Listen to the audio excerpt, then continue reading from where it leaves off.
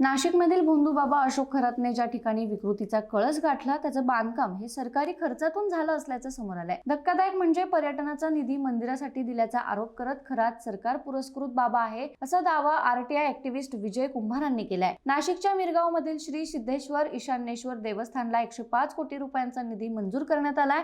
पर्यटन विभागाने 31 मार्च 2018 ला हा निर्णय घेतला आणि त्या वर्षी 25 लाखांचा निधी देण्यातही आला। हे काम मात्र सार्वजनिक बांधकाम विभागाने करायचं असं त्यात नमूद आहे असा दावा करत कुंभारांनी पुरावे सादर केले। म्हणजे ज्या ठिकाणी महिला आणि अल्पवयीन मुलींचं शोषण झालं त्यासाठी सरकारने निधी पुरवला आहे असा आरोप करत सरकार खरातवर कशी खैरात करत होतं हे कुंभारांनी पुराव्यानिशी मांडण्याचा प्रयत्न केला। विजय कुंभार म्हणाले की मी कालपासून म्हणतोय हा बाबा सरकार पुरस्कृत बाबा आहे का अशी मला शंका येत आहे। त्याची कारणंही वेगळी आहेत। गेली 25 वर्ष त्या बाबाला अनेकांनी सहकार्य केले, अनेक मंत्री अधिकारी असतील ते मदत करत होते, पण आता जी माहिती पुढे येत आहे ते पाहता सरकारनेच या गुन्ह्याला पाठीशी घातलं असं म्हणता येईल। 31 मार्च 2018 मध्ये प्रादेशिक पर्यटन विकास योजनेतून जिल्हास्तरीय कामांना प्रशासकीय मंजुरी देण्यात आली। ही मंजुरी पर्यटन स्थळांना मिळते त्यावेळी कोण मंत्री होतं ते मला आता पटकन सांगता येणार नाही। आताच ही माहिती मला मिळाली आहे।